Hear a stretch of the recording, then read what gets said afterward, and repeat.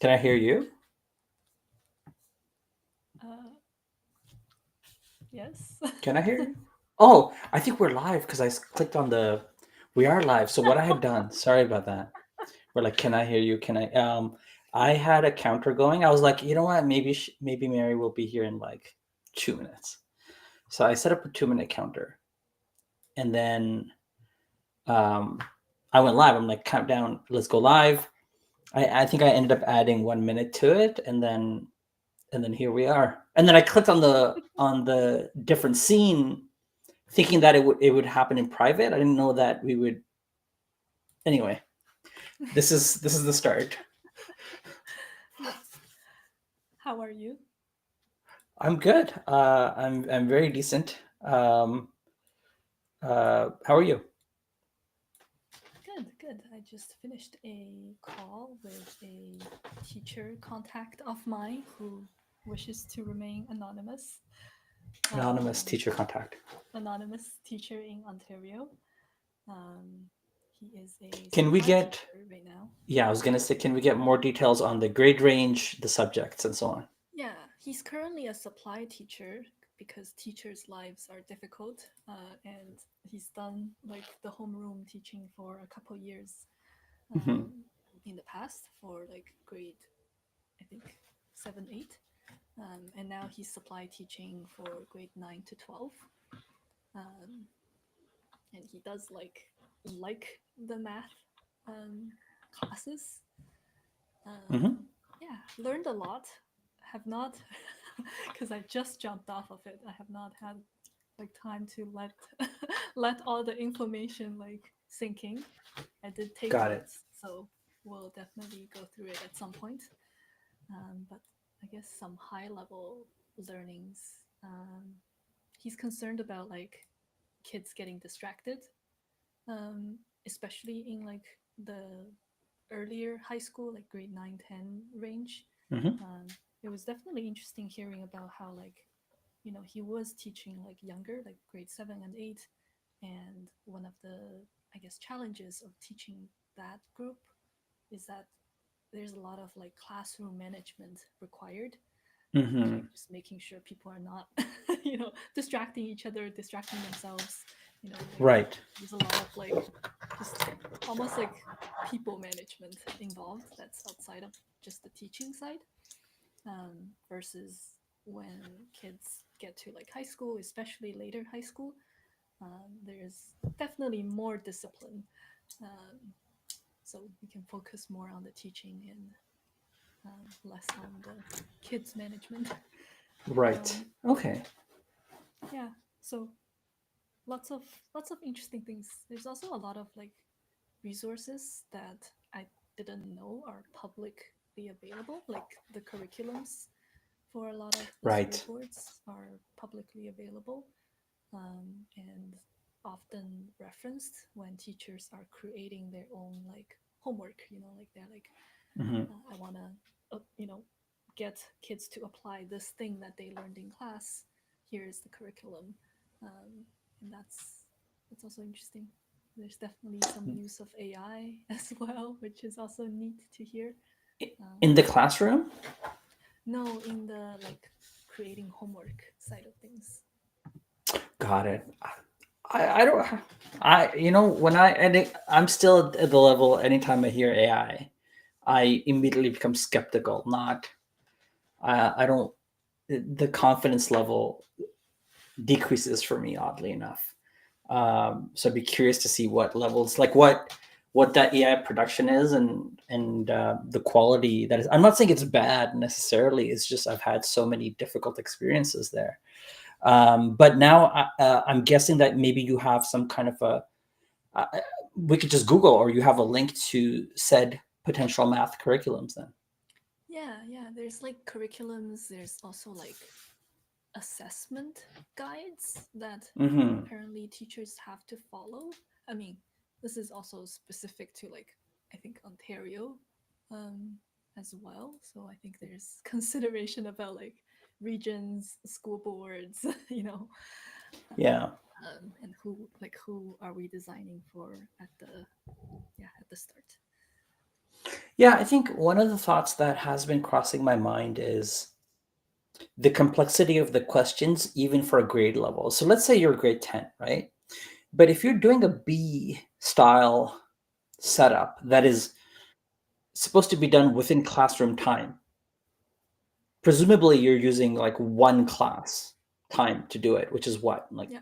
45 minutes ish, half an hour. I haven't been in a classroom, high school classroom in a while, or grade school. And so, there's probably some room for the questions being a bit easier than your grade level, because the idea is that you're maybe answering them maybe a bit quicker than you would during normal times. And maybe if this was more of like an official, we're booking the stadium, it's not the stadium, the auditorium, and we are, projecting it on the big screen and the whole school's there, and it's a larger competition, then maybe that creates more room for like time and like more difficult questions. But I'd be curious to see how that plays out in classrooms, and then yeah, and maybe at some level, I'm not sure if my sister would be willing to join us on stream as well, but maybe we can interview her either on stream or off, depending on her preferences. Yeah. Yeah. I think it's definitely an interesting consideration I never really thought of until I asked this individual to chat, of Hmm. like, are you comfortable being on stream? And I think Yeah, yeah. not everybody is, which is totally fair. Are you comfortable, Mary, being on stream? Oh, I think a dose of discomfort is good for you. So It's good for you. Okay, yeah. So this is where we are. We're at one dose, 1.5 doses of discomfort yeah. as we do this. All right. How would you like to proceed? I think there are. I guess we should do a quick summary of of the last week, because I'm sure not everybody is going to watch all the in between sessions. So I'm trying to remember Right. like where we left off on Friday last week. Um, Last week, Friday, we left off with the wireframes, and that with the turn loop and then the round loop, and a final. So we had a start wireframe, the turn loop, round loop, and then the ending point wireframe screen that, which I suppose one of us could load up on our screens as well. That would be the professional thing to do. I'm going to make some other production changes while you do this. And maybe you disagree with these changes, and we can then assess. One of the things I did was this. Did you see that? Do you see what I did? no. Okay, let me go back. Let me go back, Oh, okay. Yes. and then there's also Okay. this, and there's this, and this is the one. Yeah, the circles. I'm enjoying the circles. The circles are the ones that I'm using now. And then yeah, that's about it. So okay, yeah, go ahead. Yeah. So last Friday we left off at we had this map with the turn loop and the round loop. And then we did some really high level wireframes, which at this point has probably changed um, through the in between sessions a little bit at least. So there's a welcome screen, and we can start a game from there to start the first round. And then in each round, there are however many turns. And at the end of the round, there should be some sort of summary of like however many players remain and starts the next round. And at the end of the round, there should be some sort of leaderboard or celebration thing. Since then, Adnan had been streaming every day, almost every day, I think. Maybe I every missed a day. Saturday, so starting Sunday, Monday, Tuesday, Wednesday, Thursday. Yeah. So it's product like it's every day. It's Um, true. and I think yesterday we did a little bit of like a branding exercise as well on just what kind of personality um, we each feel like we want to convey. I really like the keyword that came out of the discussion, which is like childish elegance. I like Mm, that quite a bit. And we also looked at some, I guess, inspiration um, games. I did some homework right. of summarizing like the things we liked and didn't like from each Oh, example. cool. Awesome. And that's kind of where we left off. We talked about getting me access to what Adnan has built so far so that I can start clicking around and um, start on more of the visual side of the UI exploration. And do you want to then transition to trying these things out, perhaps? Yes. We have to keep switching ourselves here. Oh, you did it. Okay.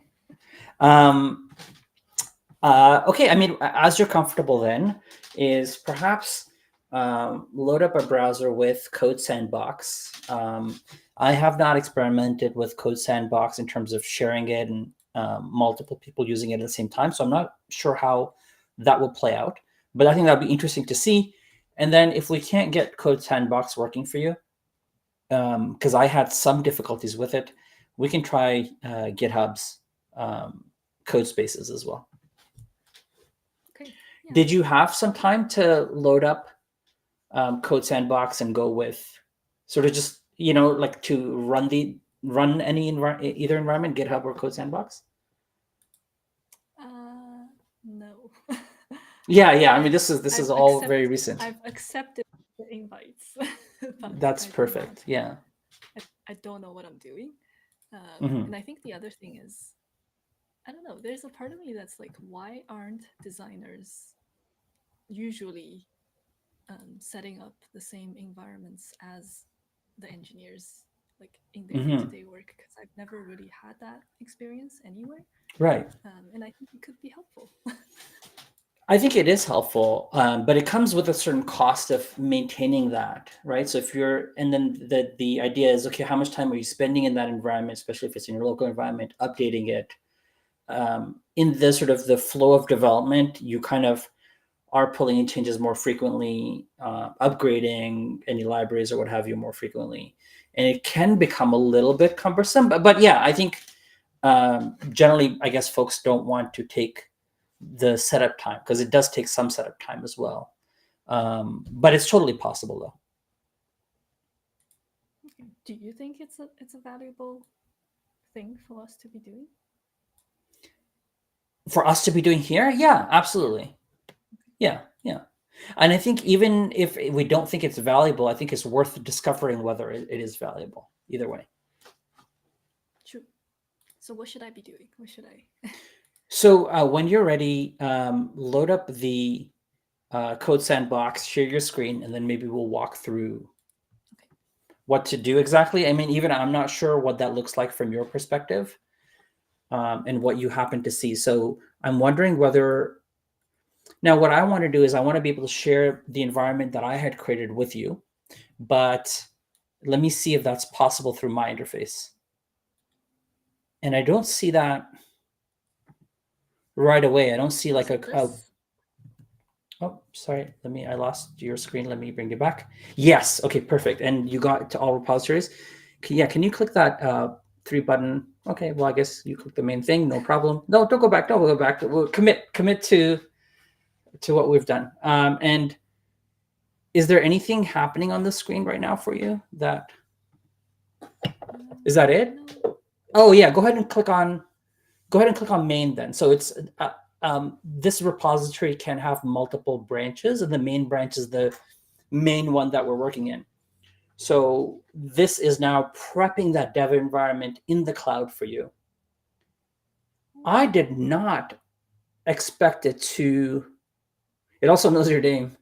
I did not expect it to get set up this quickly, but it actually means that it's loaded the environment that I had set up yesterday, because I see my logs from yesterday on your screen. So it means that we're actually sharing the same instance together. That is super interesting. And I are we actually? Yes, we are, because there's a .env file there, and that .env file is not in the Git repo. It's in the instance or the virtual machine that we created here. So now we have what I believe is a shared environment, Sorry, what are and you looking? it. There's a lot of Oh things to yeah, look at. I think it would be interesting if there was a way for both of us to have. So Yeah, it's gonna. in the file list, in the Yes. workspace there, you see server, which is the last folder, right under that there's a .env file, Okay. and that file Okay. describes. Right now, it just has one variable, which is the path to the SQLite database. Okay. And this file is not in the Git repository. Typically, you don't want your environment files to be committed to Yeah. the Git repository. So this is one I manually created in this virtual machine. So now we have a shared dev environment, is what it seems like. And what I'd like you to try and do is in the browser preview of the app, if you go to the URL, if you're able to just and then add game to the end. So we're hitting the game endpoint, and this should land you on and the initial page. Are you in dark mode? Are you a dark I mode am. person? I am in dark mode. I didn't know that dark mode Okay. would just work. What? Yeah, I had no idea either. So I was a bit like, what's happening here? But what's probably happened is Next UI, the um, UI framework library that I installed on this, probably has that set up. So, which now I guess we have to consider both, I suppose, or turn one off. But yeah, so you're set up. You're ready to go. That's cool. That's cool. Okay. So whenever I'm like, I want to check out like what the current, like the latest coded um, version looks like, this is where I go. This is where you go. Now, I'm not 100% sure what happens when I push new code. Um, I'm not 100% sure what the exact way is to pull that code into this environment. But I mean, all that to say is I've never done it before, so I don't know right off the bat. But there's a way to do it. And once we figure, yeah, it would probably be there. It'd probably be if you hover up, yes, on that branching icon. Yeah, if you go ahead and click there, I don't know what that would look like here. There should be some option here to pull changes. Maybe it's that refresh button. It's hard to tell what it might be because I don't use this environment. If you click the three dots, yeah, there's a pull, and that will pull the latest code into this environment. Should I And click? that should, yeah, you can go ahead and click that. There's been no new code since this environment was set up, so it won't pull anything.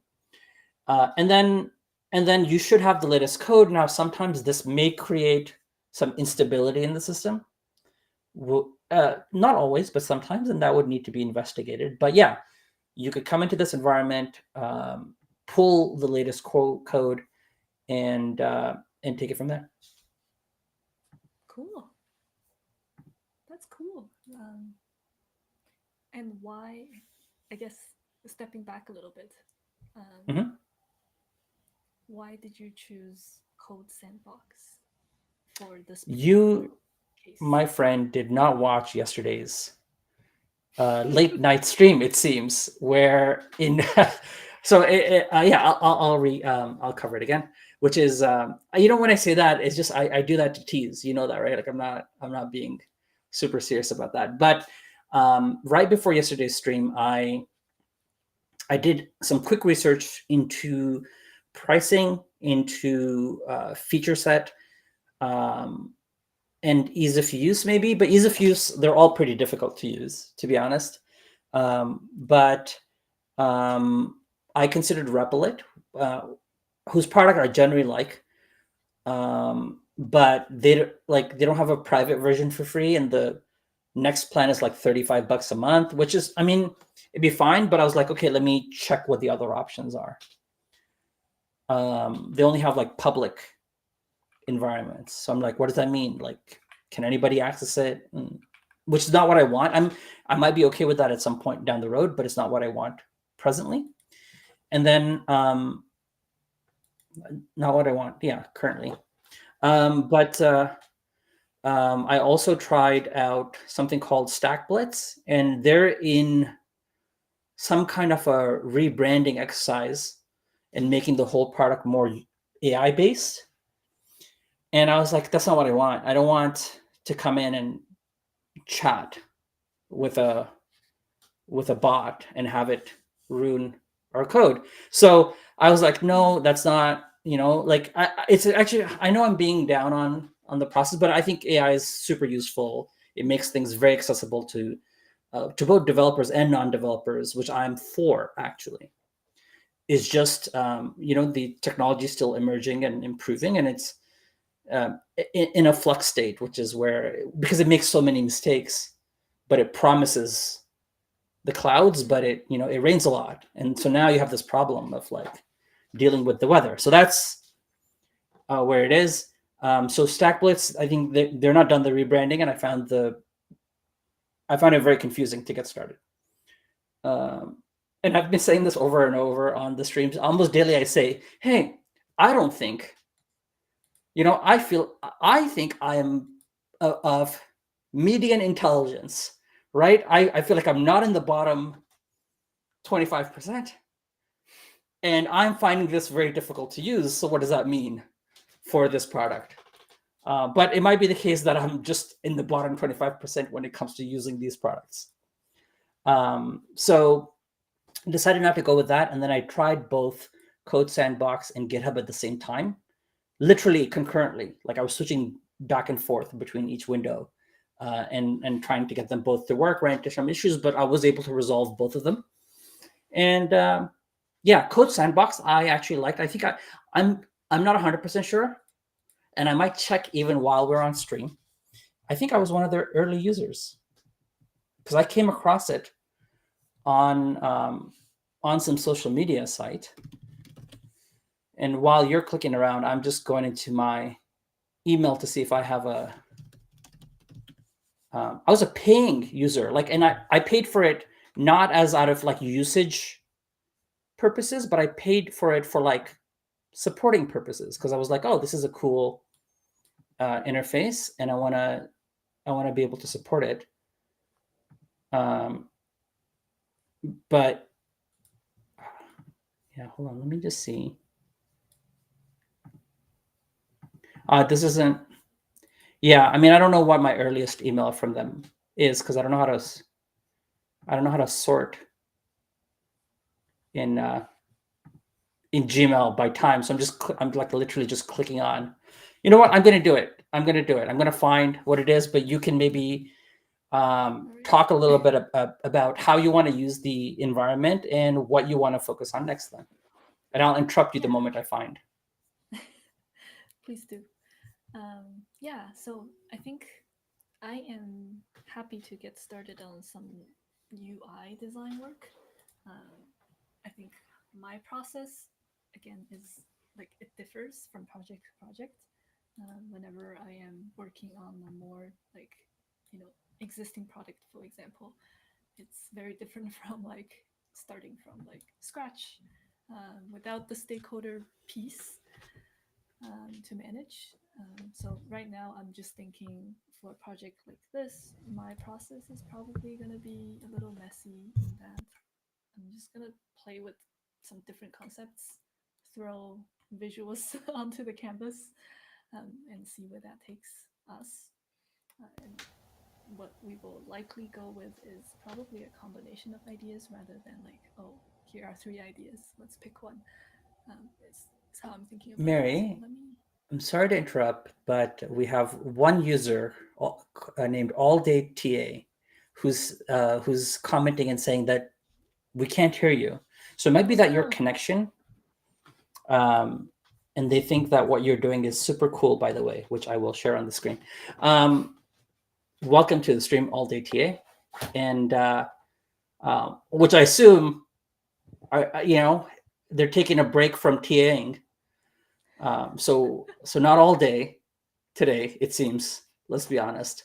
And joining the stream. Thank you. What I meant to say, I don't know why I said all those other things. What I meant to say was, thank you for joining the stream today. But I'm hoping that maybe your sound or your connection is getting better. But Can I'm you not hear sure. me? Definitely, I can hear you, but you've become blurry on my screen, like Oh, your video. So it might mean that you're yeah, I um, was. Oh, hey, Chelsea. Yeah, I've met Chelsea a couple years back, actually. So thanks for tuning in. If you can hear me. if you can, yeah. Mary says hi, Chelsea. I'm not sure if you can still hear her, but she's thrilled that you're here. But let's. I'm actually not sure how to handle this situation, but hopefully, Chelsea, you can leave us a comment letting us know that you can hear Mary, and maybe we continue and we see how it goes. But having that said, I did find my in my email. Yeah, in 2019, in mid 2019, I signed up for Code Sandbox, and just to start playing around with it, I thought it was a super cool environment. Um, and Yeah, but is that what we can expect from you today? What you just described, which is sort of Yes. this unstructured and oh, this is actually good, useful feedback. Thank you. Brilliant. This is the kind of professional production that we have here at Product Like It's Yes. Friday. And today is actually Friday. But thank you for that feedback, Chelsea. All Um, right. I will also turn the gain up a little bit, but let me know there if we go. this is like too noisy. All right. I will share my screen and we'll get into Figma. Wait, I am sharing my screen already. No, I'm not. Yeah, yeah. Okay. We'd I have to turn it just on, which I need to share a different different got screen. it. Okay. And before you All begin, I right. have a quick question. Is in this process, what are your expectations of me as you go through it? Like, um, like, am I jumping in or am I waiting until you've done certain aspects? Honestly, this is like usually the part where I don't usually have a collaborator in the room, so I Hmm. don't know what to expect either. But if like there's this is part of me that's almost like, oh, is this a waste of time for it? But I think it is an interesting process that I don't know. Like I've definitely found that like input from non-designers can be very valuable early on. So I'm definitely Hmm. open to whatever you have to say. Yeah, Feel free to jump in. yeah. It's only a waste of time for me if you think friendship is a waste of time. By the way. So, and then I'll just say one production note, which is make sure to zoom in on the areas that Okay, that you're talking about, and away we go. cool. So last we left off are just literally some words to describe some brand personality, and these are almost like I'm thinking of them as I don't know guiding stars, like words to keep in mind of as I look. I'm literally rolling up my sleeves.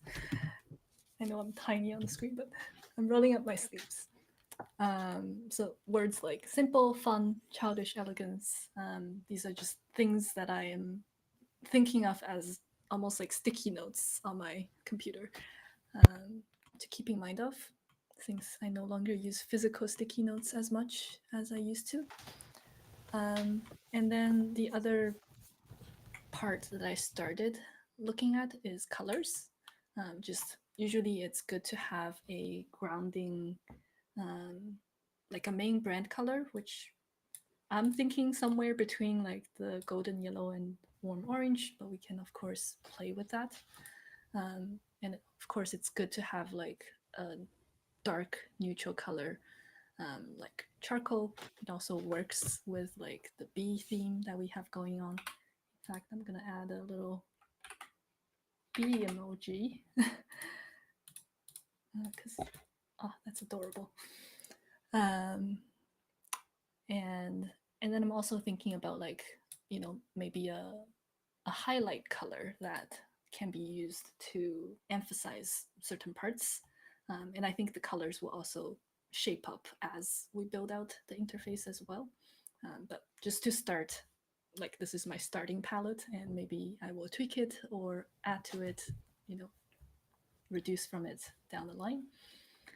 Mary, did you just take the colors from this bee emoji? Did you I just did copy not. paste? I did not, but I Okay, can all right. see the resemblance. I'm not. This is not. This is not my skill set. I do have a. I love the colors. Actually, I have one question about them. Is so I can see kind of the warm orange, golden yellow, deep charcoal where they emerge, right, from the honeybee theme, right? Maybe not from the emoji, but definitely from the theme. But I'm curious about how you go about when you're looking at these sort of like colors that are complementary, or I don't know what the technical term is, but the violet and the sky blue. Curious about what your thought process was in picking those. Yeah. Honestly, at this point, it's kind of just based on color theory intuition of like what's a balancing color. So if I take these away, and I'm looking at it, like it's a good combination, but if you imagine an interface that's purely based on three colors, like this palette, um, I wouldn't really know where to focus.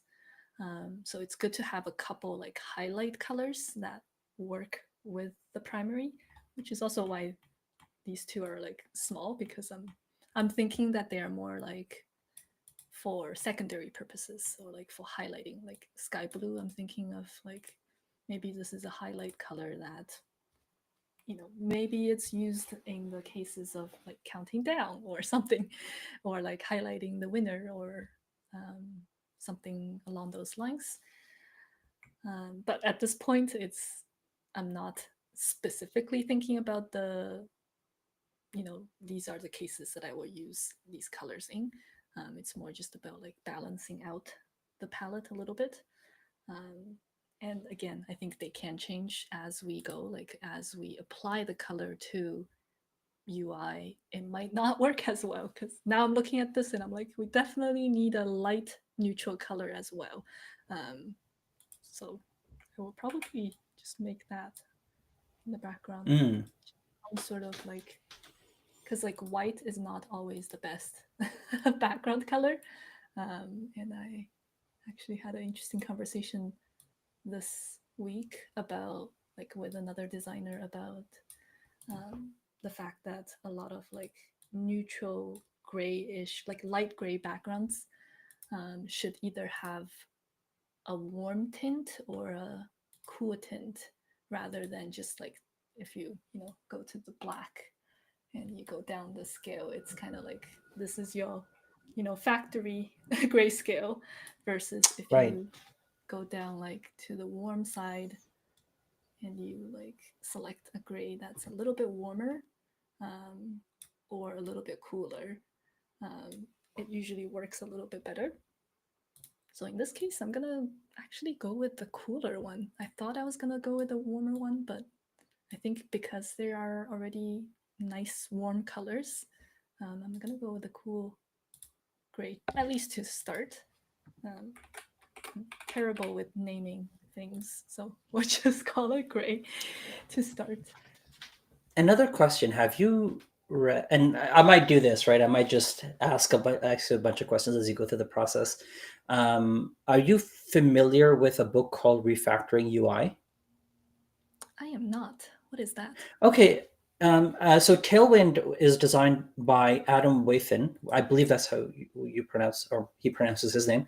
And he has a design partner, Steven something, I believe. I'm actually, I could actually look this up, but I'm saying it from memory.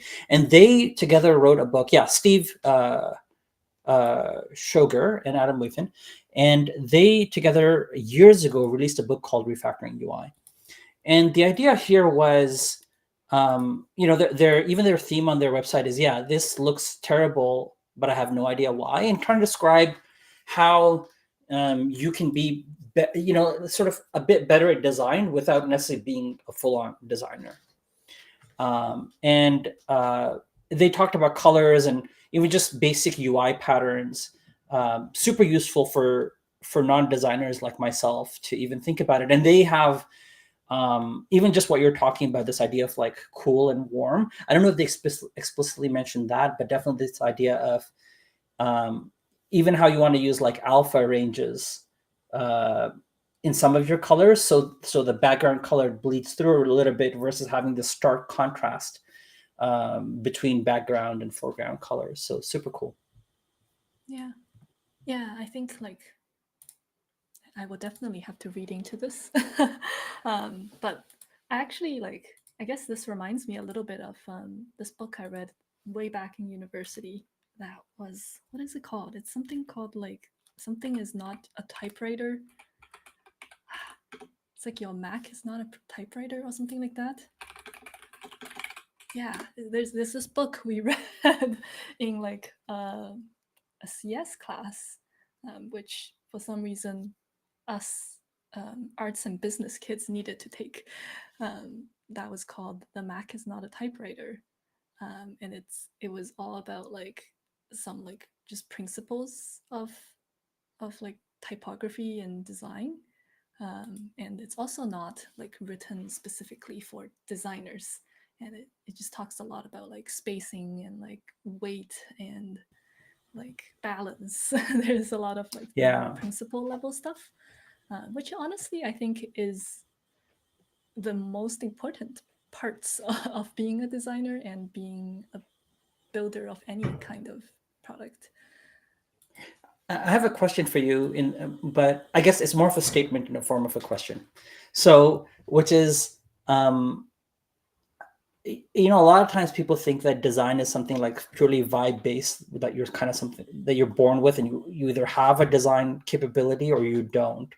But in terms of what you're mentioning with this book, your Mac is not a typewriter, you're talking about spacing and um, color clashing and all these things. How much do you think this stuff is innate, so to say, and how much is learned?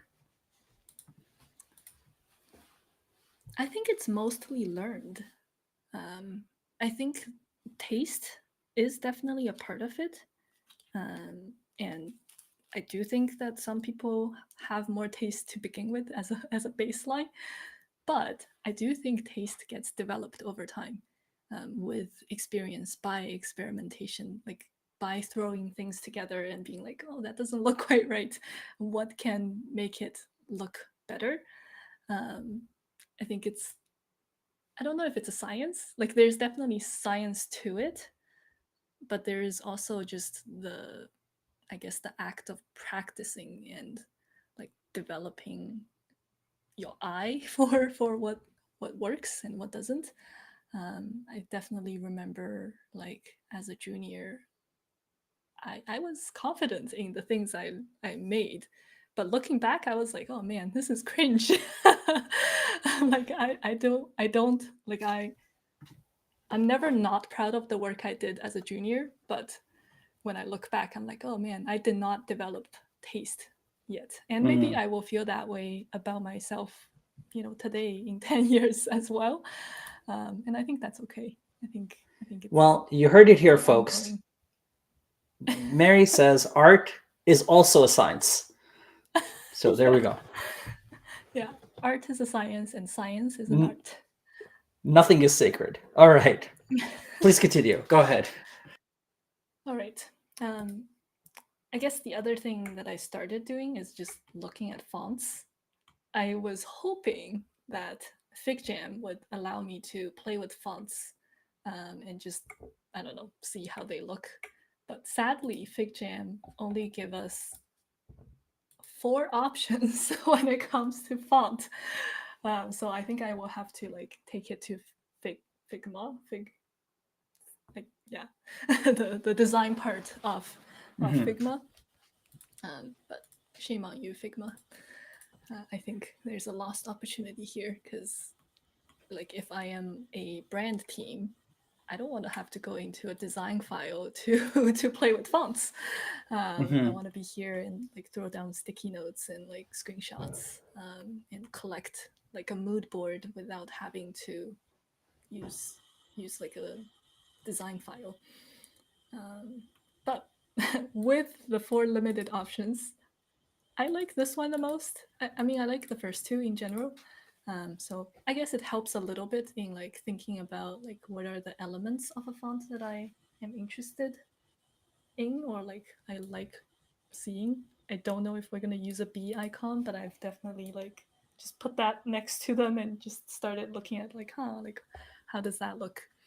Um, Again, Can we not also a quickly high. try with a honeypot icon if that exists? I'm actually just super curious. It does exist. It does exist. Also, I am using emojis. Honey pot, and they show up differently on a PC, so it Right. probably will look different on your screen. So I do like the honeypot icon as well. Yeah. So I will Cool. probably throw this somewhere just as a starting place. Like I'm not obsessed about creating a logo at this point. It's more just what the vibe is. So at this point, I'm gonna just take this and just put them somewhere here. Oh, great. And just add them to, I added an auto layout because you have to use auto layout when you're using Figma. But I will also add a background color so we can see what's happening here. And I will also add some padding because I don't like it when there is no breathing room. Ta-da. Oh, okay, I will add a little bit more padding than that.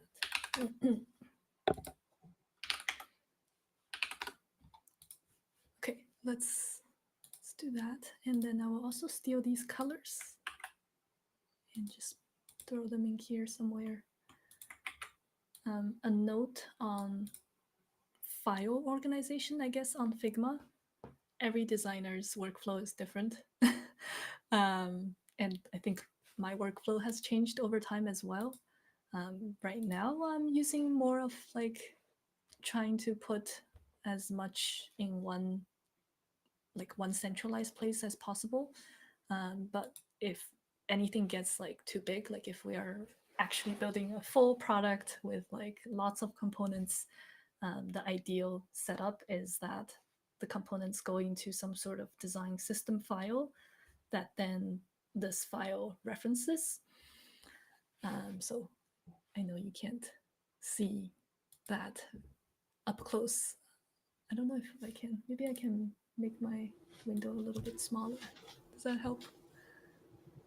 No, this is great. I'm sorry, I just messed up production a little bit there. I switched our icons from one side of the screen to the other because I like the idea in my heart. Because when you're on the other side of the screen, it looks like you're looking off the video, but now it looks like you're actually looking at your, the window. Whereas for me, I'm usually looking this way as I'm working, so I need to be on this side. But given your setup, it makes more sense for us, our icons on the screen, to be on this side. Just learning production as we go, folks. Okay, cool. Okay, yeah. So how I've organized my, I guess, honeypot file is I have section dividers between anything that we think is ready for delivery, which is empty right now, and anything that's more on the discovery side of like, here are the wireframes that we talked about earlier. And this is good for me to reference without having to switch between files. And then this is the page that I want to be working in today or the rest of today's session.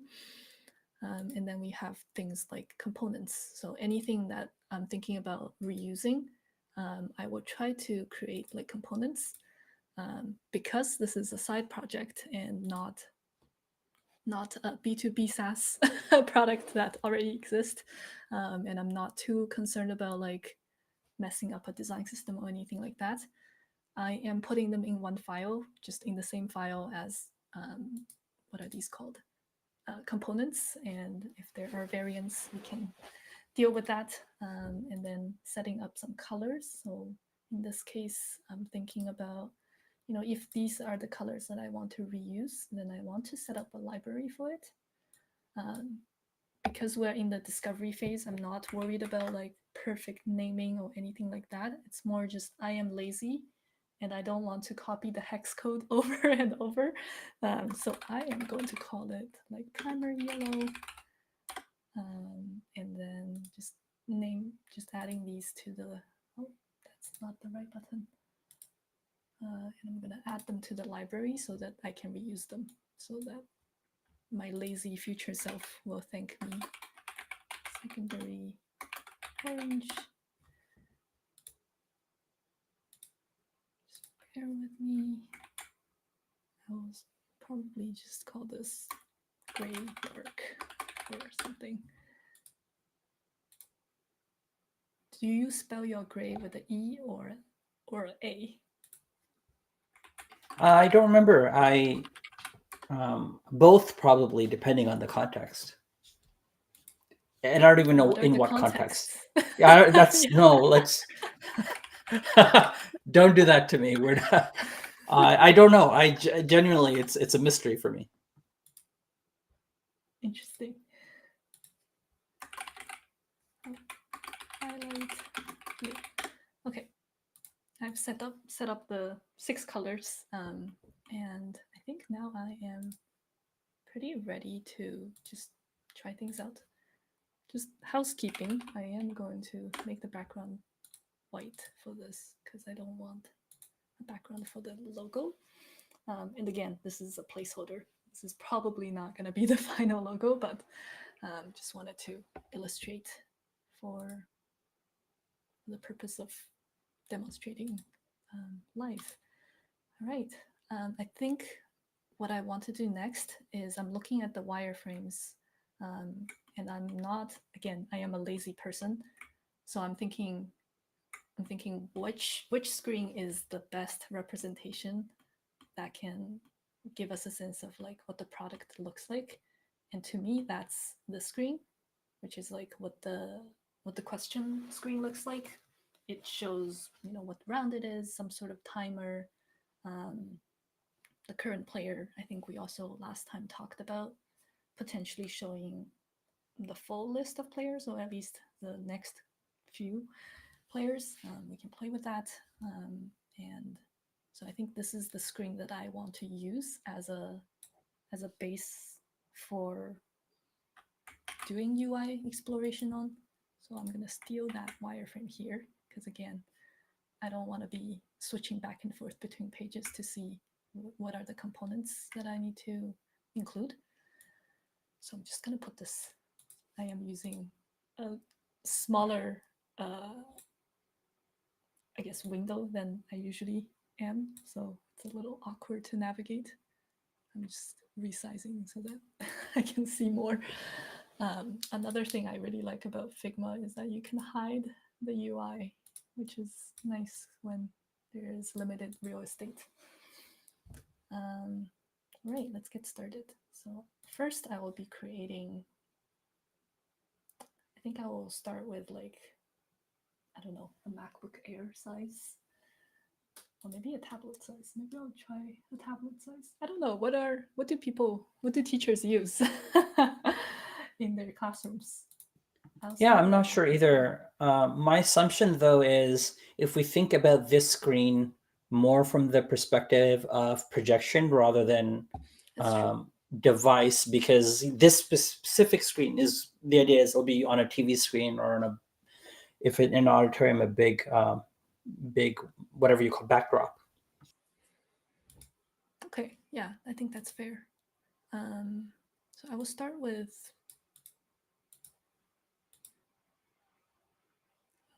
a screen of, let's just go with like TV, I guess, or maybe a slide size. Let's do TV. Why not? I don't think it matters too much at this point, but I think TV is probably, Figma's intention is probably like for TV OS. So maybe I'll do slides because teachers use slides, right?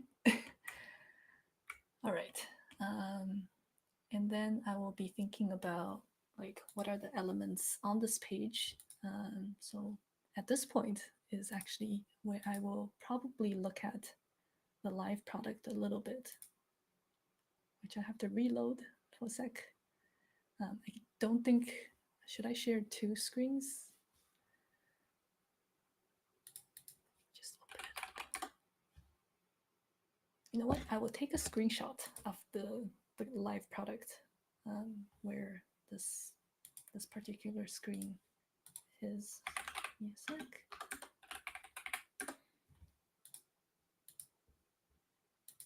Let me just take a quick screenshot of that. And just drag it in here. This is the part where I feel very self-conscious about potentially other designers watching and being like, what is this? Taking screenshots and putting them in your Figma. But whatever. Okay, so now I got the wireframe. I got like what our current iteration of the coded product looks like. And this gives me a good frame of reference. The other thing that I actually forgot to do is prior to the session, I had been looking at some visual assets that we can potentially use, especially in line with like the idea of childish elegance.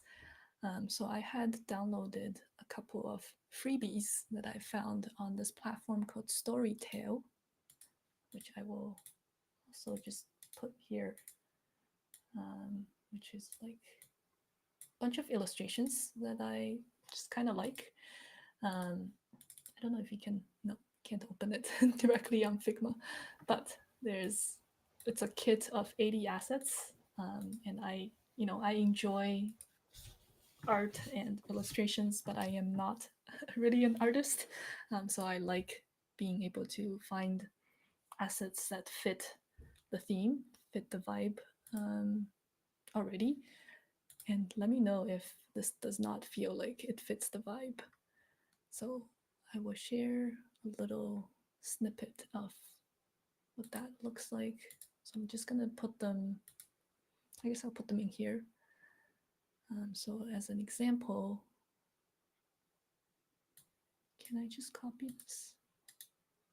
Oh man, I can't just copy it. Okay, let me just download that for a sec.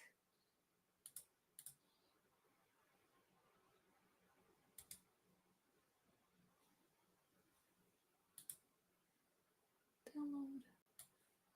So it's not happy with it. Oh, I think it's because it's FigJam. No, it's not. It's not. This is not FigJam. Why is this not happy?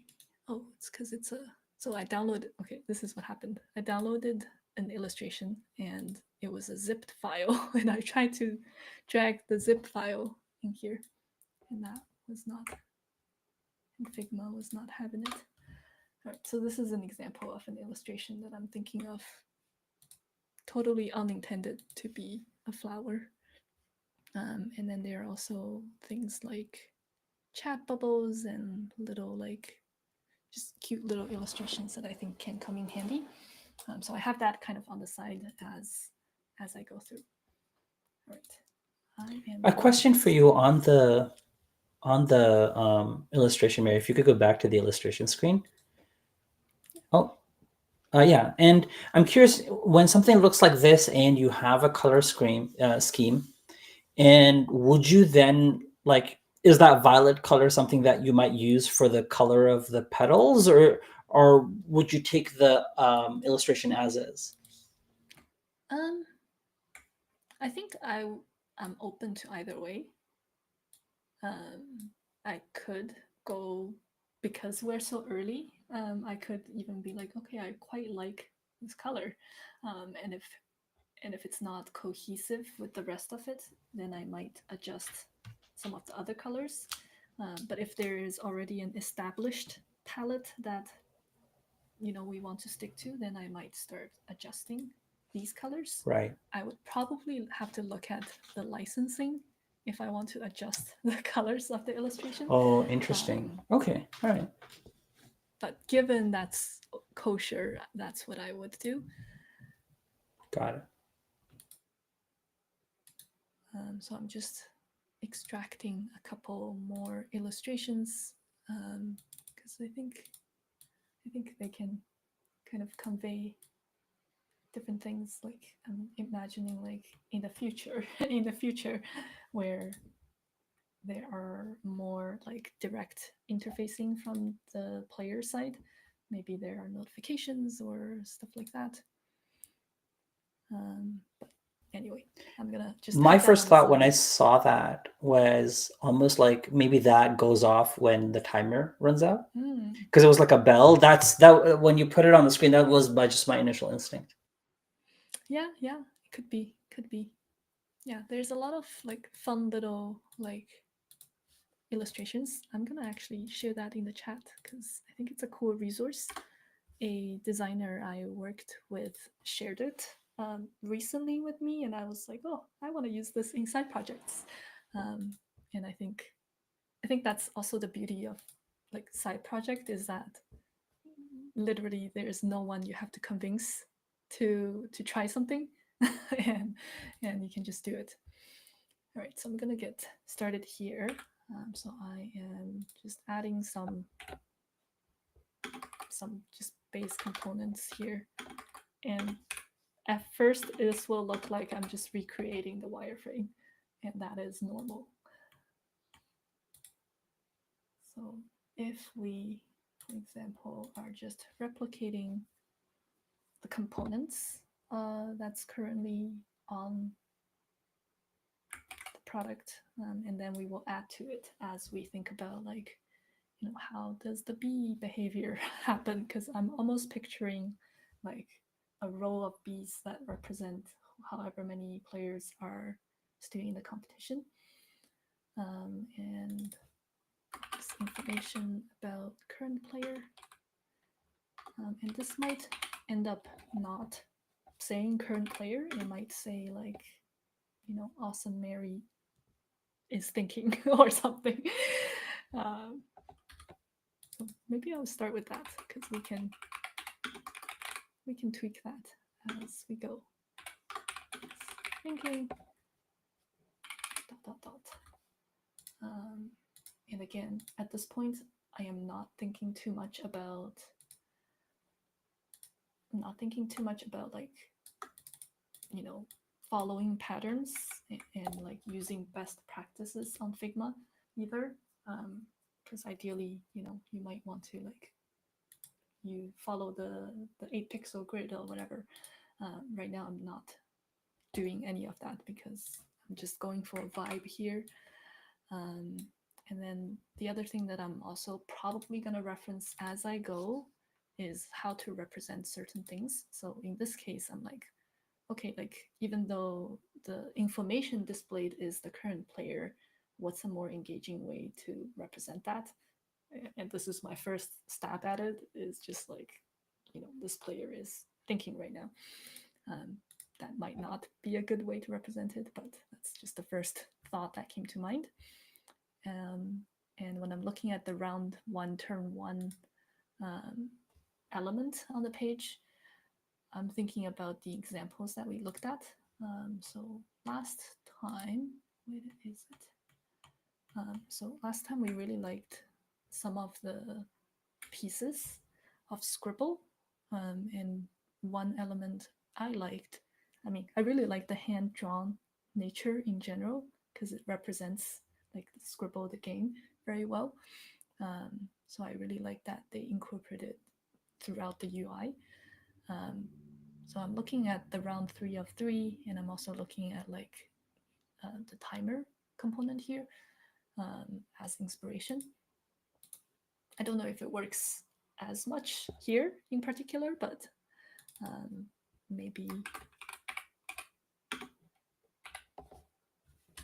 maybe we don't need the specific turn. Like I'm thinking about like, does it really matter to the player that it's turn one of however many?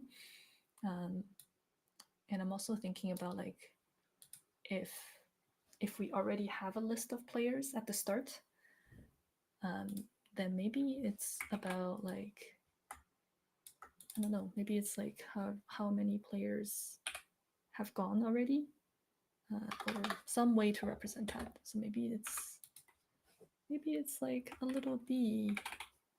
Okay, this is where it gets a little weird, maybe potentially.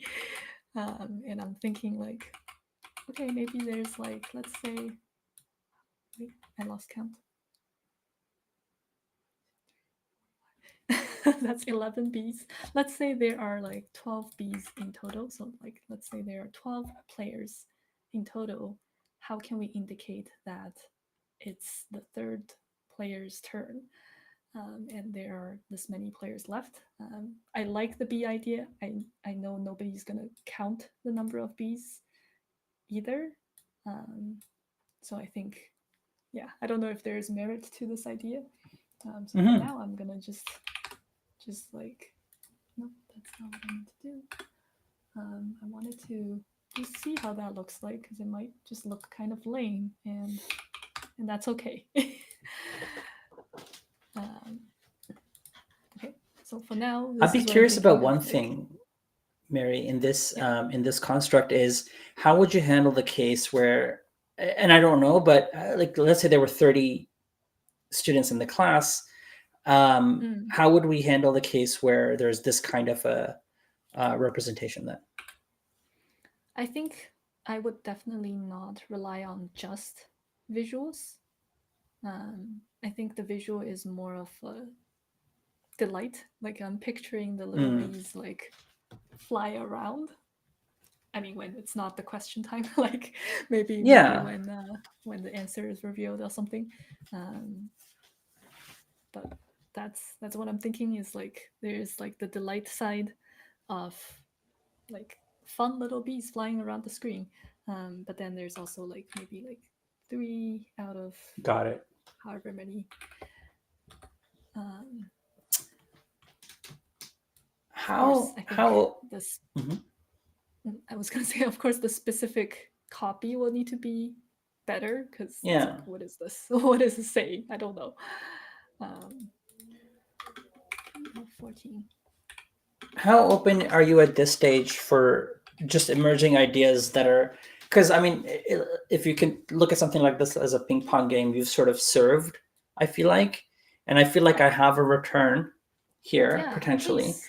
I love the idea of the bee sort of hovering. This even like animation of hovering is like super interesting. Um, so if I was wondering whether, for example, you know where it says awesome Mary, what if that name is actually also just above the B? So like the B rises, and so Mm, that's Mary, and the name is like attached to this B, and that goes away, and the next B has their name on top. So we can, like that, the idea of who's playing is kind of integrated into this representation. mm. So it's not I just kind of I like like that. yeah, delight purposes. It's actually both delight and use it like usable. I like that. I like the idea of like a subtle animation of like a little bee just like Yeah, subtly like bouncing a little bit. I really like that idea. I'm curious about how distracting or relevant it'll be, but I'm happy to try it. Yeah. And but definitely in the off. So which is interesting. Even in this like range of a game, there's this idea of like tense moments and relaxation moments, right? Like almost like you're watching a TV show. There's sometimes there's the music lends yourself to being kind of more tense, more into it, and there's relaxed moments as well. And I'm wondering when those present themselves in the game. Definitely in the relaxed moments, I think we should lean towards sort of the frills of animation and what have you. But yeah, on the screen, it'd be super. Definitely, as the bees, like as the question is changing, the idea of like one bee going down and the other bee going up for sure. Like that's I think that'd be neat. Yeah, or like when the bee, I mean when the player, when the bee, when Awesome Mary like gets eliminated, just flies off screen. Love that. So cool. Yeah, yeah, absolutely. Okay, how are we thinking about? Because I like this idea. I will admit it's not the most like usability friendly idea, because I'm like, okay, like where does the next up player information coming? Um, so I'm thinking about that a little bit. Maybe it's like the remaining players are to the right or something. I don't know. Oh, And cool. Yeah, no, what do you say to I think that? that's, Something along those yeah, lines. I wonder. Okay. Again, this is quite. Yeah, maybe it's just next up. Yeah, I don't know. I have to play with it a little bit more, I think. Okay, yeah, I think I also like that it focuses on the question, um, by like putting the current player information off the center of the screen, I guess. So I'm thinking about, yeah, I think it's still worthwhile to keep the turn turn 1, turn 3 actually, since 2 Bs have already gone. All right. So now we have a lot of the pieces here, and I'm gonna add a button. And because buttons are going to be a common thing, I am gonna go to my components page and create it there. I guess I can use a button from Next because I looked at the design kit there. I'm not very familiar with it, so I'm gonna see how they group it. Okay, so this is the button that you are using, like button primary.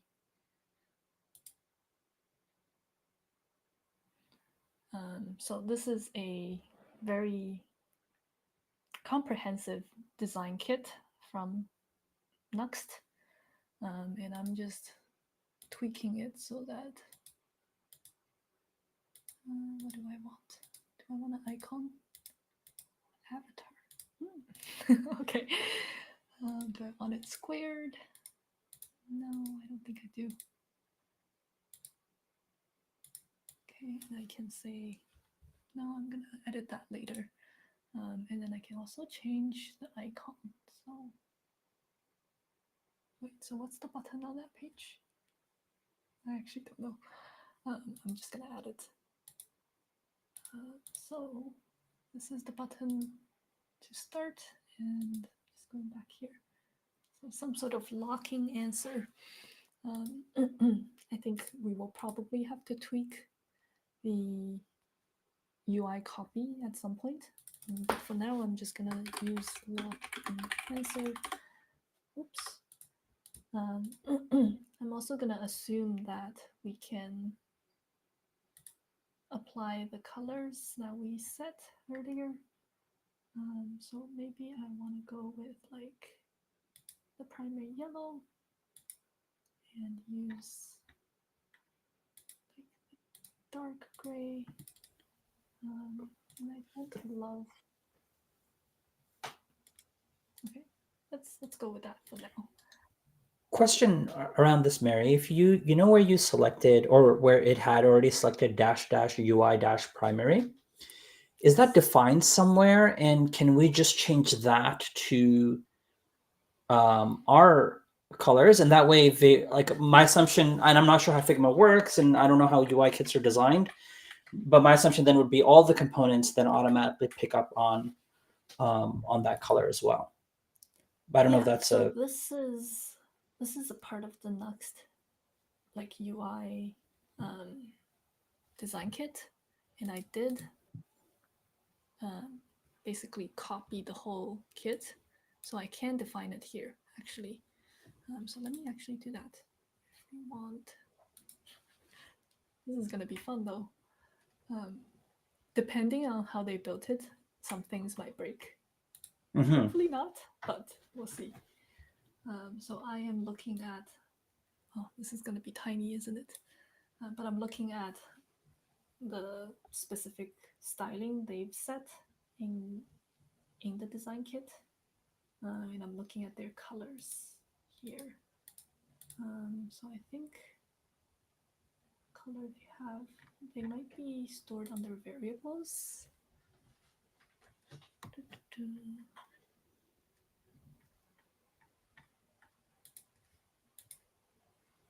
Where is it stored? Okay, it's stored under tokens. I think I just need to find where that's currently. Oh, is it here? There it is. Okay, here it is. So this is primary UI primary. I think it will take some time to like update them. In this case, I can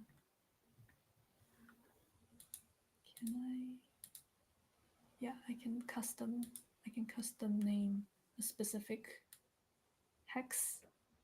I don't know if I can link. I thought I saw something there. I thought I saw our colors when you went on secondary, but oh, that might not have been ours actually. Sorry. Yeah, I think the problem is that it's only referencing stuff in this file, Got it. Okay. and I need to bring in the other colors into this file. So I don't know if I want to do that right now. Got it. Yeah. Yeah.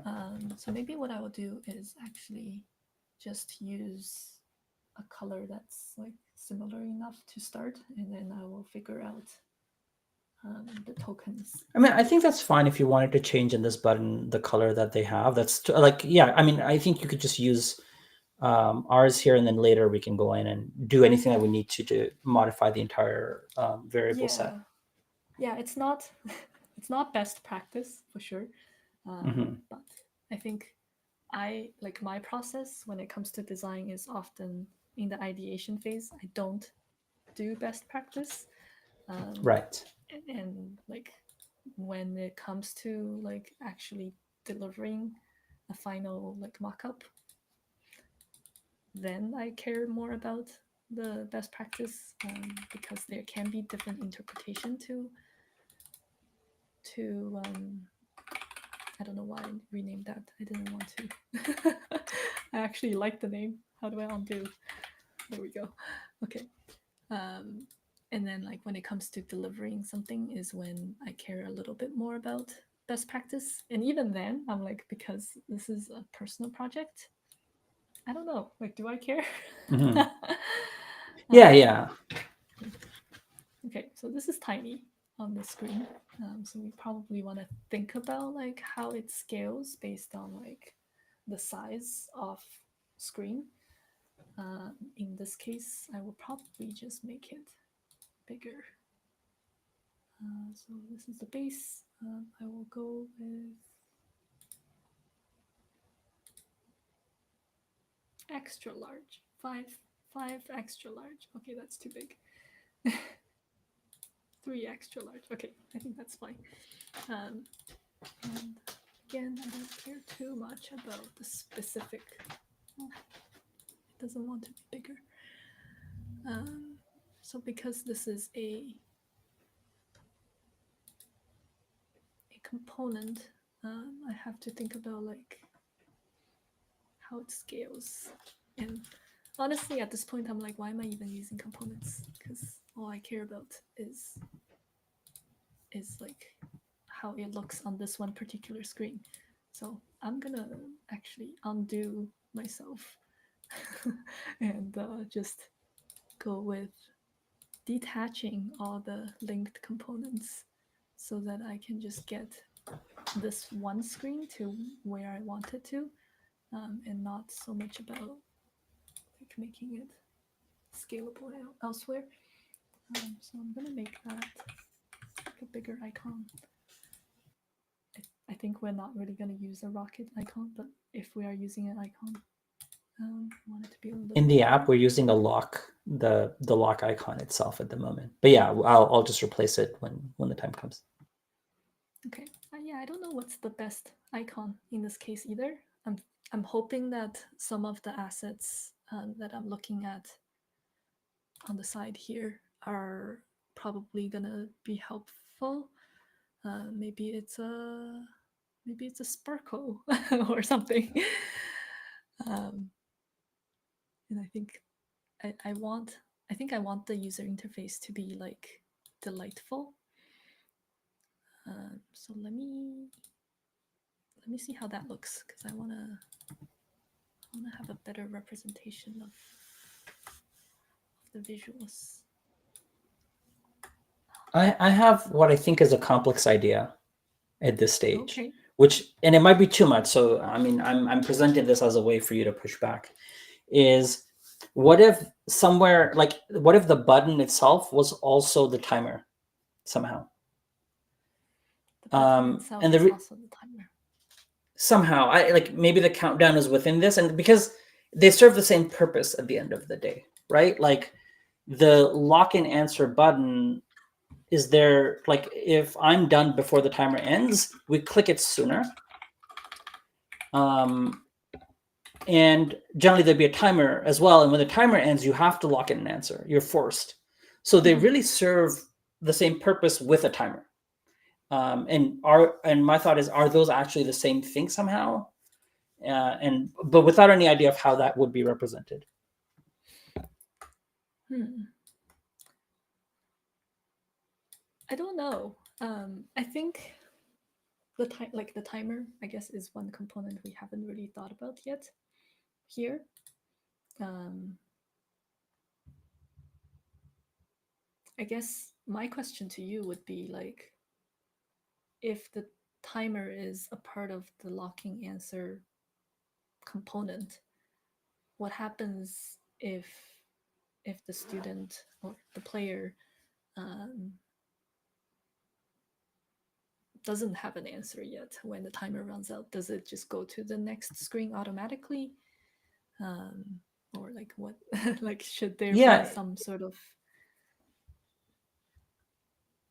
I think it so when the timer runs out, then the teacher has is forced to select correct or incorrect. So the B at this stage is forced to give an answer, and if they don't have an answer, or or the incorrect answer, then it's just incorrect, right? So the teacher would press incorrect, and then it goes. So it doesn't automatically go to the next screen yet on timeout. Timeout leads to a like, it's a timeout is as if you click the lock and answer button. mm, And then the teacher is now in control, the facilitator is now in control of like getting us to that next screen, because they and even in the app description slides from B, that was um, that was the that was a scenario where if the time runs out, now the teacher asks the student to give an answer, and then they're either correct or incorrect. okay, yeah. Um, I'm not opposed to it. I think whenever something is serving multiple purposes, then there is also room for misinterpretation. Because I think the other thing that like I think about is like, oh, what if we want there to be some way for the teacher to pause the timer? Um, then how do we do that?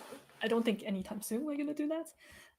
But if we want to build that into the functionality of a button, it increases complexity on like how to handle like two different mechanism, I guess, if that makes sense. Yeah, yeah, for sure. And I think now that the idea is sort of in the air, um, I'll give it some thought as well, and maybe it sort of percolates in your mind, and there, yeah, there either may or may not be a resolution to that thought. Yeah. I'm just playing with things here. As you noticed, I've ditched I've ditched the button altogether, and have gone to like just playing more straight um, with the components that we have, like the primary colors and the, the illustrations and the font. And I don't know if I don't know if I like these, to be honest. Okay, I don't hate that. If I can adjust the colors a little bit. So I'm just playing around here. thinking about how to make this a little bit brighter. Okay, let's say we're happy with that, and I want to add. Actually, I do want to add a little bit of a subtle shadow as well, just to see how that looks. No, I don't like it. I'm gonna go with font color of white. No, that's not very legible. Undo. Okay, we'll stick with this for now.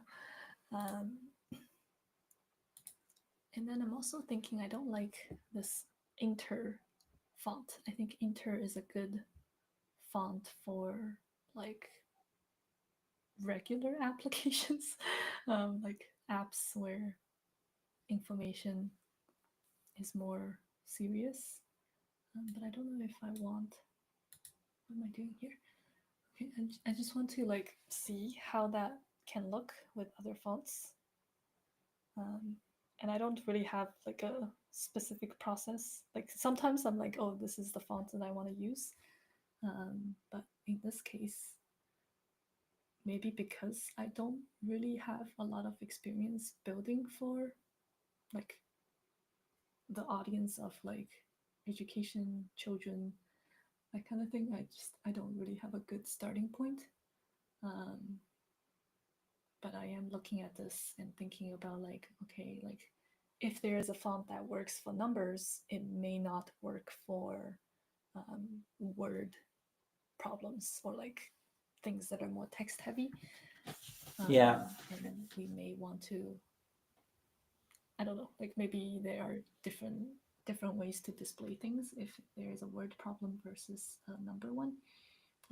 Yeah, to give you a heads up here, actually, so this question area will probably change drastically from what it is right now, and I say that because there's different ways of representing symbols in math, and there's actually I think different kind of languages. Let's just say LaTeX is one of them, and there's some others, and I'm not sure what, and that's something a question we can have for some of the teachers we speak to is I'm not sure what systems they use to like when they're building a test. Like I'm not saying we should use the same fonts, but there is a language of representation in terms of questions, and that may come in later because when we get to the idea of like have a question template, that template is then in that language, and I'm not sure what representations in terms of shape, size, like that's an unknown kind of black box, let's just say at this stage.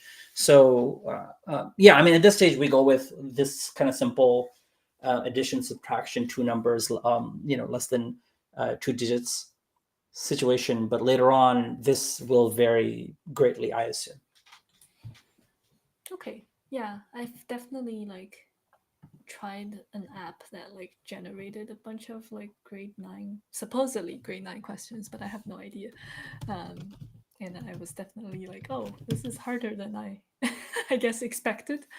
And they're definitely in many different formats as well. So I'm just gonna pick a random font to start. Like even though I know this is not likely going to be the final thing we go with, I'm like, I want a good representation. One thought I had, and this again might not be relevant at all, is like this idea of like how teachers write with chalk on this, which is sort of this like what if this represents a teacher going in and writing the question, and now you're answering it, that kind of vibe. Chalk. And yeah. But I'm not sure whether Google Fonts, which I'm assuming is being used here, has an easy chalk representation, whatever that means. Chalk. Oh, it does not show up when I type something. Yeah, I tried that as well.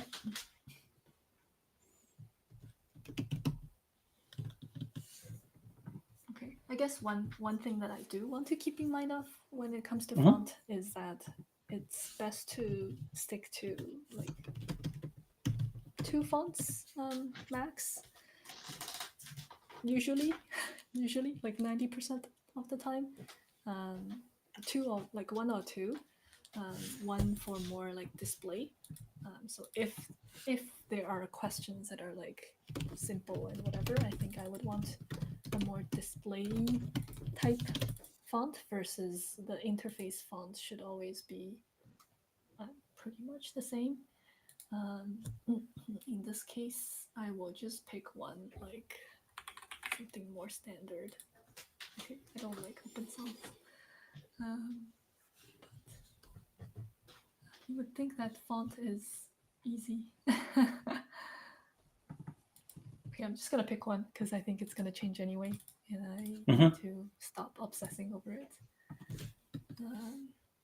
And I assure you, on the side, I am just Googling fonts. That's what I'm doing right now as you're working, just so. Okay, cool. And then I'm also like one thing that I sort of like doing when I'm in this like exploration and lawless design land of we don't care about rules phase is I take the style that work and apply it to other components. So in this case, I applied it to pretty much everything else, and then I'm changing it a little bit because I'm like, this is too big.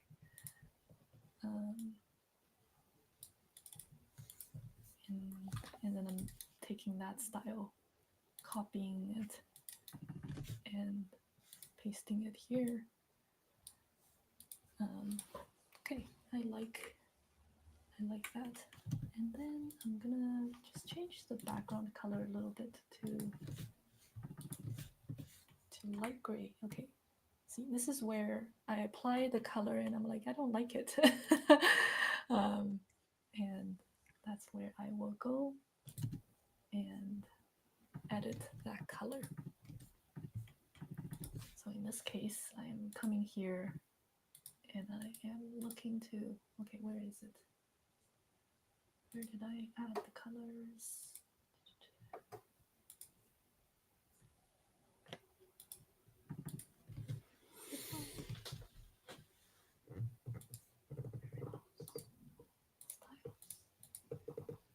Styles, colors. Okay, here's the variables. And I just want to change it a little bit. I didn't end up liking it. So I'm gonna make it a little bit lighter. How about that? And then I'm going back. Did I get apply? I think it did. Okay, I still don't like it. I think it is probably too bluish. Like it's probably too what's it called? Wait, how do I get back to? Figma has changed so much over time that I'm like a little lost at times. Okay, I'm gonna try a warm gray at this point because I think the cool grays are not working for me. So I wish there's a way to like zooming on this color panel. I think it'd be worth for us to kind of invest in understanding, again, those production things of like, I'm working in this area and I really want to get in deep while we're on stream, because I know that there's recording tools that do that for you in post. But zooming in live it would be pretty cool. I do have a font suggestion when you're ready, but we don't have to linger there. We can you could be like, get that font out of here, and then we can move on if you don't like it. It's called School Bell, and it's the numbers are fairly legible and have that kind of playfulness. The words are a bit less legible, but the numbers seem totally legible to me on at least on this. Like if it was the central, if it was there, I'm curious how that would. Oh, that's cute.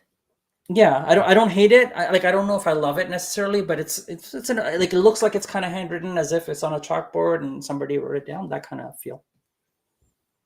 Yeah, I like it. um, we can use it for now. And I think Yeah. like once we have a better idea of like the formats of the questions, then we Mhm. can reevaluate. Absolutely. Um, okay, now I'm thinking about the timer. And when I'm thinking about the timer, I'm thinking about like how like both the visual and the functionality. Um, and I almost wonder. I saw this. Where is it? I saw a kit on Storytale as well. On like a count thing, like somebody like created um, just like handwritten numbers, and I thought that's an interesting way of doing it. Is just using the numbers as the timer, and then the other Hmm. idea. I'm forgetting where what the platform is. There was a tool that I came across where you can like make simple animations, but I'm blanking on the name of it. Oh, it's called Jitter, um, and I was playing a little bit. Oh, where is it? Jitter, a fast and simple motion design tool. For the Again, web I am not video. Jitter. Yeah, Jitter.video. Um, I have not played with it extensively, but and I have not played with animation in general. But Yeah. I thought it's a pretty cool way to represent. Maybe I'll just export a quick experiment I created here, maybe as a GIF. Obviously, it's not gonna be a GIF, but just to illustrate what that looks like.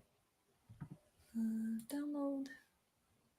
As you're doing that, Mary, I do want to interrupt you to remind you that I have a hard stop in about 15 minutes. You are free to keep going, but I just wanted to remind you Okay, about the time concerns. okay. I don't know why this got imported like an image, even though it's a GIF. So maybe I'll play with that off screen sometime. Um, but I will share quickly just what that looks like in the tool because I think it's pretty cool, and I do want to play with it a little bit more. So let me stop sharing here and just quickly share this tab. Um, Again, I have Mm, never really used this, but I thought it's a really cool tool with you can. It looks like Figma, also like that's kind of wild as well. Just how similar it looks, and you got the design panel here and animation panel, and you can play it back. Um, and I thought this is an interesting thing that we may be able huh. to incorporate. But the platform is, oh, I was also playing with Oh wow. with, Okay. Yeah. with Yeah. this of like, oh, what if we have like some sort of animation um, with a negative mask? I'm Um, curious what format the output is in. Like, does it give you a GIF at the end of the day? Is it HTML and CSS that represents what's happening here? Oh, is that Lottie? Is that, yeah, sorry, I'm it's not able Lottie. to. So Lottie is a JavaScript library that handles animations. Um, okay, yeah, I think yeah, we could definitely Yeah, attempt it would. certain aspects. Yeah. Yeah, I can send you just this as a JSON because I think that's what the Lottie exported is. Um, if you want to play with it, Mm-hmm. even without the specific tweaking in place, I can share that. Um, I'm feeling pretty designed out. Okay. All I right. Well, look at will. that. How do you want to, I guess, share like for example that Lottie file? Like where should I leave that for you? I don't know yet. What I might end up doing is creating some kind of like a Google Drive that we can share for files. Notion. You could throw it in Notion actually. Okay. We have a Notion board, right? Um, okay. What I will do, and again, like I will throw a bunch of suggestions at you at this pace. You know, you should feel free to push back and ignore 100% of them. But for some reason, my mind is still on that timer business, and it might not be a good idea. Like you should be the judge of what's useful for your time, and you should do the same with me, right? Like whatever, like if you're like, oh, we should probably have this, I'm like, oh, I don't know, or whatever, and feel free um, to have that back and forth. But what I will do later, and not now, but like later, I might sketch some thoughts, and they're going to be terrible because I'm not a sketch person. I'm not a visual element kind of guy. So I will still try and sketch certain ideas and see if there's something that you can work with or not. And if not, you know, I want you to crumple it and be like, get that out of here. I would love like for you to have a piece of paper that's ready that you can crumble anytime and throw it physically as a representation of like, you should be like, this is your idea. And then, so, okay, let's see if we can, maybe some post-it note that you can crumble. Cool. I think it's I definitely find it challenging at the start of any Mm, project, really, like because so much of it is up in the air, ambiguous. yeah. Um, it's like I find that constraints help a lot more Mm, than I don't know, like when you're creating um, I guess like when you're going into a business where there are problems to solve, yeah. it's a lot easier to know where to start um, versus like when you have a blank canvas, it's like, oh, where's the first stroke? Yeah, absolutely. Absolutely. So I welcome ideas, and Yeah. I think it's often like a combination of ideas that lead to the big thing. Yeah.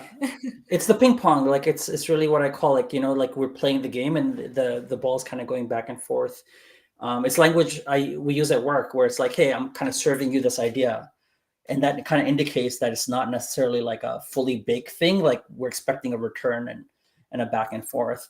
But I'll tell you where the sort of the genesis of the idea comes from is like something in my heart says lock and answer is not the key element. And ultimately, like at some point, it's going to be off screen anyway. I would assume if a teacher has a separate interface to control it, so that's fine. And my heart says the Mm, key element is actually the timer. It's actually not the lock in button, but we have the lock in button as a placeholder to progress the flow of the game, and which is absolutely perfect for now. We actually don't have to change it. But the only reason I kind of like I'm sensing something about like what belongs there, and it mm, doesn't feel like it belongs, and I don't know how to express that in a more concrete term. Yeah, that's a good point. Because like it's not the student that's taking that action, but the student is the one Exactly. giving the answer. Yeah. Yeah. They care about the time. The student, yeah, exactly. The B or the student cares about the time and the Mm, question more than they care about sort of the logistics of, how to progress the game. So, but yeah, I didn't, when I was saying timer, like I hadn't like, it was in my heart, but I hadn't, like my mind hadn't caught up to what I wanted to verbalize, I guess. But mm, cool. For me as a next step here, um, I mean, I won't necessarily jump in on the design too much. I might a little bit as I'm kind of in there and modifying things, but definitely I'll take the colors because the default Next UI colors like are just not setting well with my eyeballs, and I like the color palette that you've picked here, and so I might kind of set my variables at the very least to mimic the colors so that things start looking in the fonts even so those things actually just start looking a little bit more aligned to the designs. okay. Yeah, that sounds good. And I might do some playing around. I also find that like a lot of times my ideas come from when I'm not at my screen, Mm-hmm. which makes it challenging to stream Yeah, because yeah, I'm not here. absolutely. Um, so I don't know. I guess if I do sketch ideas like either on my iPad or like on paper, I guess I can always come back and be like, here it is. Yeah, it's bring your ideas to stream, like, like bring your Yeah. kids to work. It's, bring, like, you're gonna ideate outside, and you're gonna, be like, hey, I have a thought. Or if you're gonna ever do an aside or an in between, it's more like, hey, I want to expand on this idea that I already thought of a little Yeah. bit. Cool. Cool. Awesome. Well, I will take that away. I will probably do a little bit of it this weekend. We'll see. All right. Yeah, I'm not sure where I am with the coding as well. I'm really heavy on like trying to maintain the train. But let's see where we go. But otherwise, is there anything else that you want to cover? um, I guess how much time we have? 15 minutes. Um, I guess one question for you is like, if explain it like I'm a designer. If I'm like, how do I go beyond design, and I think I brought the idea of like, oh, what if I can contribute on like Mm, front end coding, where yeah. like what's the roadmap? Well, how would you imagine that work? I'm curious if there was some way of doing that. How would you imagine wanting to do that? And maybe I can find ways of like see what technical things we need to do to accommodate that. um I'm not sure. Like I Okay. don't Yeah. really know Yeah. what are the Okay. possibilities. Got it. I Yeah. I certainly have, like, I've played with HTML, CSS, and JavaScript, Yeah. but Okay. in Yeah. a Yeah. very Yeah. like limited way. Um, Mm-hmm. Mm-hmm. So what I'm probably thinking is, yeah, exactly. Maybe I wanted to also get a quick idea of like where you are with things like, yeah, JavaScript and CSS and HTML. And maybe we can start with things like animations, especially since like you're playing around with the Lottie things. Maybe that's a session that we can do together, where when it comes time to building I might start off with a couple just so I'm familiar with it first, and then when there's other things we want to do, like the flying bee business and that kind of thing, it'd be cool. I find it cool for you to have like ideated the animation and implemented it as well in the code. How does that sound? yeah, that sounds great. Okay, yeah, that can be a potential starting point. If you have any other thoughts of types of things that you want to try, if you've like maybe you've seen me do something in like as I'm coding, and you're like, and you feel like, oh, that's something I would want to play around with or experiment with, let me know, and we can try and do a session where like you're hands on and I'm more like hovering, Yelling at me. hovering like a bee, just being here like and making maybe buzzing sounds. Fuzzy. Like yeah, we'll see. I'm workshopping a few ideas. We'll see. Okay, cool. All right, I think that's it from me. Anything on your mind? No, like I said, I'm gonna try and copy some of these elements and bring some of the elements that you've introduced in the Figma file into the app itself, colors and fonts and so on. Maybe even like the B thing, like wherever I can, I'll try and integrate certain ideas and concepts, and we'll take it from there. Yeah, lead us out, boss. Cool. Well, thank you for tuning in. I think this is third Friday. I think. Hmm. Yeah. So thank you for tuning in, and we'll see you in the next one. All right. Good night.